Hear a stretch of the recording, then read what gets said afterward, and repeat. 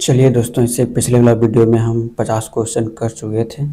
आज 50 के बाद 51 नंबर से चालू करेंगे वैदिक सभ्यता का MCQ क्वेश्चन। तो आप मेरा चैनल से पहले सब्सक्राइब कर लें। भीम जनरल स्टडीज़ के नाम से मेरा चैनल है, यूट्यूब चैनल है, उसको सब्सक्राइब करें और मेरा टेलीग्राम चैनल ज्वाइन करें ताकि आपको PDF नोट्स टोटल मिल सके और अदर इन्फॉर्मेशन भी वहाँ से आपको मिल सकेगा। तो इस पर आज हम टोटल 100 क्वेश्चन का MCQ डाल देंगे, वहाँ से आप नोट्स ले सकते हैं और पढ़ सकते हैं। तो चलिए देखते हैं, आज 51 नंबर से चालू कराएंगे।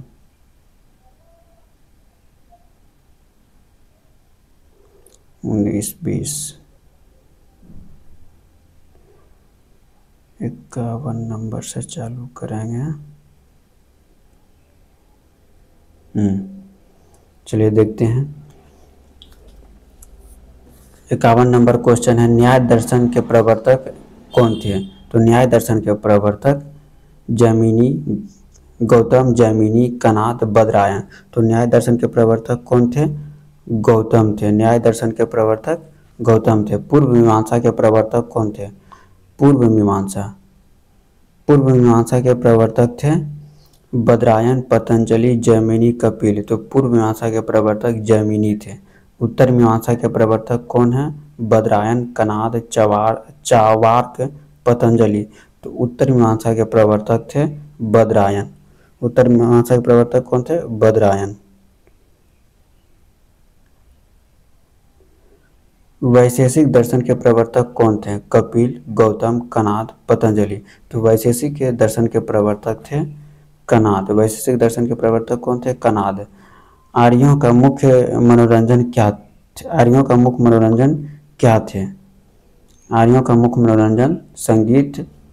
आर्यों का मुख्य मनोरंजन संगीत, रथ दौड़, द्रुत क्रीड़ा, उपयुक्त सभी।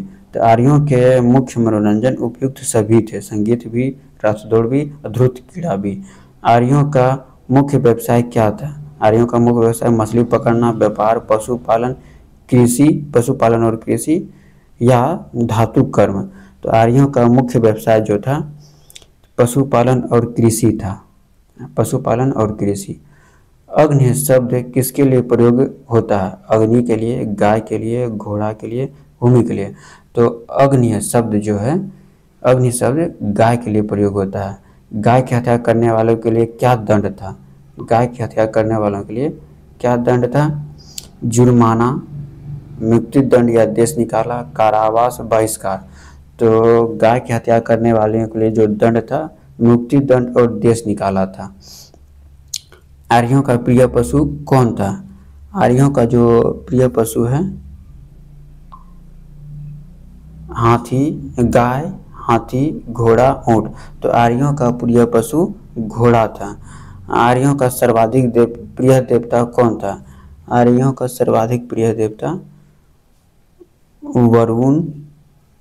वरुण, अग्नि, इंद्र और विष्णु थे। तो आर्यों का सर्वाधिक प्रिय देवता जो है, आर्यों का सर्वाधिक प्रिय देवता इंद्र थे। आर्यों का सर्वाधिक प्रिय देवता कौन थे? इंद्र थे। आर्यों द्वारा खोजी गई पहली धातु कौन सी थी? आर्यों द्वारा खोजी गई पहली धातु कौन सी थी? तांबा, लोहा, सोना, चांदी। तो आर्यों द्वारा खोजी गई सबसे पहली धातु लोहा थी। लोहा। श्याम अयस्क किस धातु को कहा जाता है? श्याम अयस्क जो है किस धातु को कहा जाता है? सोना, तांबा, लोहा, कांसा। श्याम अयस्क किस धातु को कहा जाता है? लोहा को। लोहित अयस्क किस धातु को कहा जाता है? लोहित अयस्क जो है, लोहित अयस्क किस धातु को कहा जाता है? लोहा, तांबा, सोना, रजत। तो लोहित अयस्क किस धातु को कहा जाता है? तांबा को। व्यापार हेतु दूर जाने वाले व्यक्ति को क्या कहा जाता था? सूदखोर, पनी, पुरोहित या फिर विस्पति या फिर विस्पति।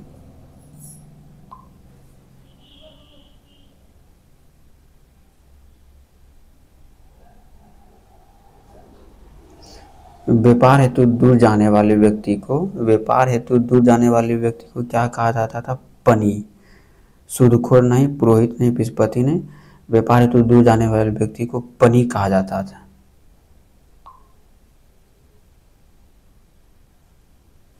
वस्तु विनिमय प्रणाली का अर्थ क्या है? वस्तु विनिमय प्रणाली का अर्थ वस्तु के बदले वस्तु लेना, लेन देन, मुद्रा के द्वारा व्यापार, ऋण प्रणाली, नीलिमा। वस्तु विनिमय प्रणाली का अर्थ है, वस्तु विनिमय प्रणाली का अर्थ क्या कहा जाता है? वस्तु के बदले वस्तु का लेन देन। वस्तु विनिमय प्रणाली का अर्थ क्या कहा जाता है? वस्तु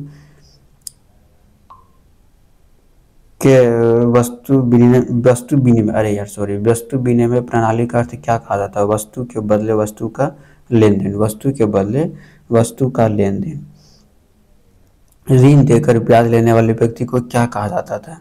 ऋण देकर ब्याज लेने वाले व्यक्ति को पनी, बैंक नोट, विस्पति या फिर सूत। तो ऋण देकर ब्याज लेने वाले व्यक्ति को बैंक नोट कहा जाता था। ऋण देकर ब्याज लेने वाले व्यक्ति को बैंक नोट कहा जाता था। अग्नि को किस भूमिका में पूजा गया? अग्नि को किस भूमिका में पूजा गया? युद्ध देवता, मध्यस्थ देवता, वरुण का दूत, पशुपति। तो अग्नि को मध्यस्थ देवता में, अग्नि को किस भूमिका में पूजा गया है? मध्यस्थ देवता में। ऋग्वेद में सबसे अधिक बार किस नदी का उल्लेख हुआ है? ऋग्वेद में सबसे अधिक बार किस नदी का उल्लेख हुआ है? सरस्वती, गंगा, सिंधु, यमुना।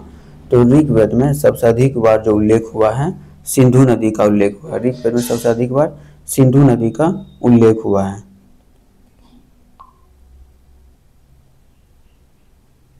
ऋग्वेद में गंगा का कितना बार उल्लेख है? ऋग्वेद में गंगा का कितनी बार उल्लेख है? 1 बार, 2 बार, 3 बार या फिर 5 बार। तो ऋग्वेद में गंगा का कितनी बार उल्लेख किया गया है?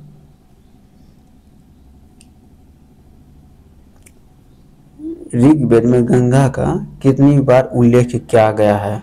तो इसका उल्लेख 1 बार किया गया है। ऋग्वेद में गंगा का उल्लेख 1 बार किया गया है। ऋग्वेद में यमुना का उल्लेख कितनी बार हुआ है? ऋग्वेद में यमुना का उल्लेख जो है, ऋग्वेद में यमुना का उल्लेख 1 बार, 3 बार, 5 बार, 7 बार। तो यमुना का उल्लेख 3 बार किया गया है। सरस्वती नदी को किस रूप में माना गया है? सरस्वती नदी को किस रूप में माना गया है? साधारण नदी, पवित्रतम नदी, राज नदी, दैत्य नदी। तो सरस्वती नदी को पवित्रतम नदी के रूप में माना गया है। परूसी का आधुनिक नाम क्या था? परूसी नदी का आधुनिक नाम क्या है? सतलज, रावी, व्यास, झेलम। तो परूसी नदी का आधुनिक नाम रावी नदी है। रावी नदी। वितस्ता का आधुनिक नाम क्या है? वितस्ता का आधुनिक नाम क्या है? रवि, झेलम, व्यास, काबुल। तो वितस्ता का आधुनिक नाम जो है झेलम है। वितस्ता का आधुनिक नाम झेलम है। विपाशा का आधुनिक नाम क्या है? विपाशा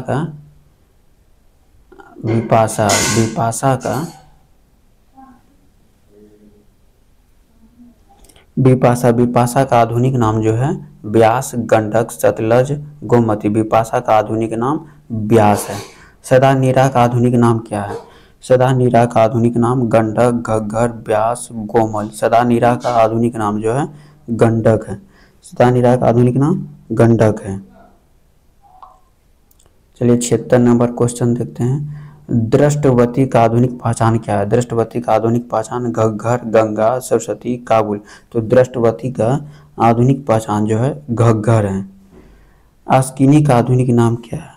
अस्किनी का आधुनिक नाम क्या है? गोमती, चिनाब, स्वात, गंडक। अस्किनी का आधुनिक नाम चिनाब है। अस्किनी का आधुनिक नाम क्या है? चिनाब है।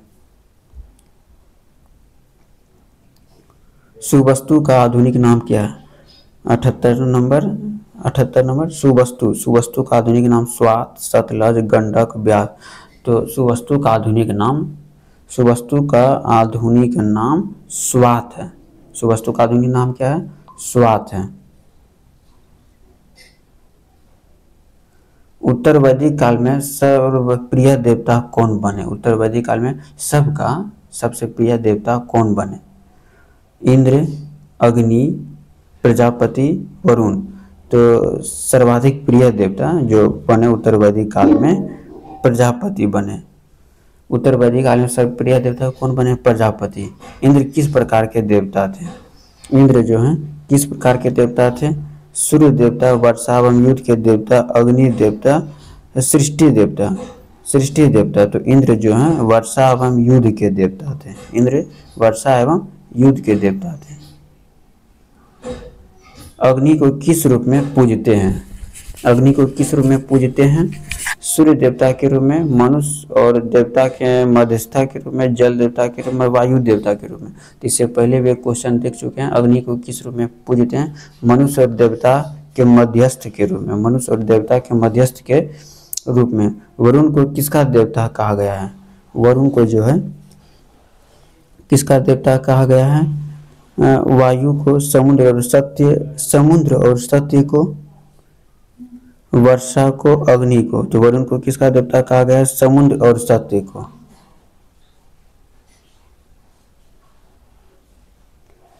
दयो पता नहीं क्या होता है। दयो किसका देवता था? दयो किसका देवता था?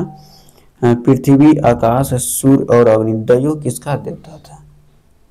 दयो पता नहीं, इसका क्वेश्चन अगले दिन बताएंगे, लेकिन हमको लगता है आकाश का देवता था। दयो आकाश का देवता था। उषा किसका प्रतीक मानी गई है? उषा जो है किसका प्रतीक? प्रगति का उत्थान, धन और वैभव, तपस्या, यज्ञ। उषा किसका प्रतीक माना गया है? प्रगति और उत्थान का। उषा जो है किसका प्रतीक? प्रगति और उत्थान का माना गया। पूषण किसका देवता था? पूषण जो है किसका देवता था? पूषण किसका देवता था? पशुओं का, जल का, सूर्य का, अग्नि का। पूषण जो है पशुओं का देवता था। मारुत देवता किससे संबंधित था? मारुत देवता जो किससे संबंधित था? वर्षा, तूफान, सूर्य, समुद्र। मारुत देवता किससे संबंधित था? तूफान से संबंधित था मारुत देवता। उत्तर वैदिक काल में कौन सा यज्ञ राजा के राजाभिषेक पर होता था? उत्तर वैदिक काल में कौन सा यज्ञ राजा के राजाभिषेक पर होता था? अश्वमेध, राजसूय यज्ञ, वाजपेय, अग्निष्टोम। तो उत्तर वैदिक काल में कौन सा यज्ञ राजा के राजाभिषेक पर होता था? राजसूय यज्ञ होता था।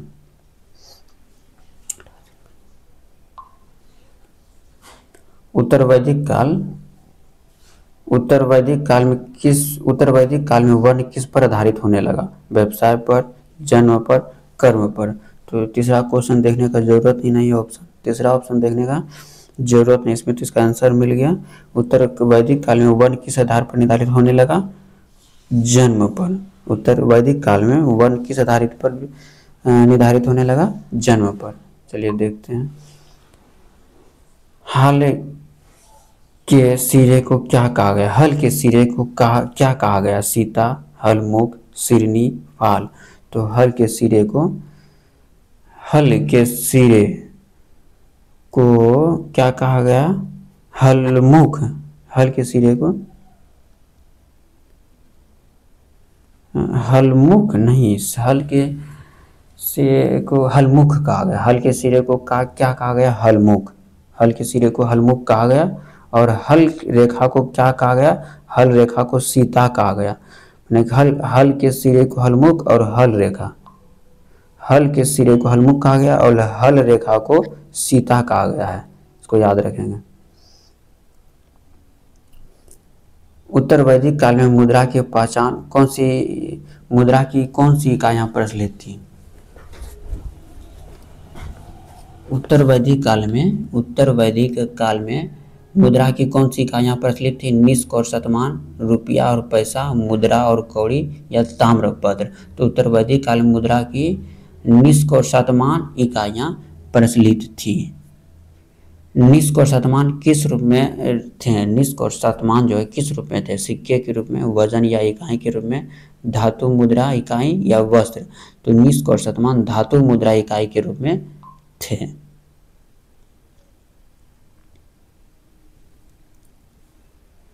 किस नगर में पहली बार पक्की ईंटों का प्रयोग हुआ? अयोध्या, कौशाम्बी, पाटलिपुत्र या मथुरा? तो किस नगर में पहली बार पक्की ईंटों का प्रयोग हुआ था? पाटलिपुत्र में। भारत का सबसे प्राचीन दर्शन कौन सा है? भारत का सबसे प्राचीन दर्शन कौन सा है? योग, सांख्य, मीमांसा, वैश्विक? भारत का सबसे प्राचीन दर्शन सांख्य दर्शन है। सांख्य दर्शन के अनुसार प्रकृति सहित कितने तत्व हैं? सांख्य दर्शन के अनुसार प्रकृति सहित कितने तत्व हैं? 20, 23, 25, 30। तो 25 सांख्य दर्शन के अनुसार प्रकृति सहित 25 तत्व हैं। सत्यमेव जयते किस उपनिषद से लिया गया है?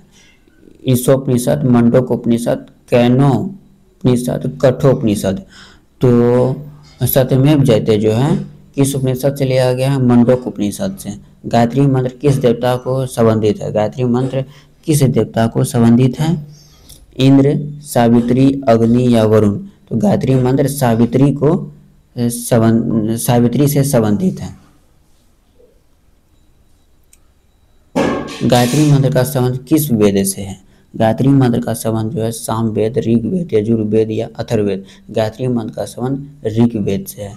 विश्वामित्र ने गायत्री मंत्र की रचना किस उद्देश्य से की थी? यज्ञ विधि के लिए, लोगों को आर्य बनाने हेतु, युद्ध के लिए?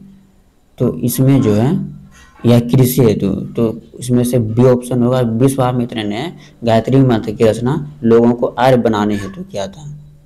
विश्वामित्र ने गायत्री मंत्र की रचना लोगों को आर्य बनाने हेतु किया था। ब्रह्मसूत्र अथवा वेदांत सूत्र की रचना किसने की थी? ब्रह्मसूत्र अथवा वेदांत सूत्र की रचना किसने की थी? जैमिनी ने, पतंजलि ने, बदरायन ने या कपिल ने? तो ब्रह्मसूत्र या वेदांत सूत्र की रचना बदरायन ने की थी। तो चलिए आपका 100 क्वेश्चन टोटल पूरा हो गया। 100 क्वेश्चन टोटल पूरा हो गया। तो फिर अगले वीडियो में हम हिस्ट्री का थ्योरी देखेंगे। अगला थ्योरी देखते हैं कौन सा देखेंगे, उसके बाद फिर थ्योरी के बाद फिर थ्योरी का ऑब्जेक्टिव करेंगे। तो चलिए आज यहीं तक ठीक है। और मेरा यूट्यूब चैनल सब्सक्राइब कर लीजिएगा, भीम जनरल स्टडीज़ के नाम से है। तो आपको दिखा देते हैं मेरा अपना यूट्यूब चैनल। मेरा यूट्यूब चैनल देखिए भीम जनरल स्टडीज़ के नाम से है। और मेरा टेलीग्राम चैनल जो है यहाँ मेरा यूट्यूब चैनल सब्सक्राइब कर लीजिए और टेलीग्राम चैनल का लिंक डिस्क्रिप्शन में दे देंगे, वहाँ से आप ज्वाइन कर लीजिएगा टेलीग्राम चैनल, ताकि वहाँ नोट्स PDF कर लीजिएगा। टोटल जितना भी 100 क्वेश्चन है उसका टोटल नोट्स हम टेलीग्राम पर डाल देंगे, वहाँ से आप नोट्स देख सकते हैं या डाउनलोड कर सकते हैं। ठीक है, अगले वीडियो में मिलते हैं फिर।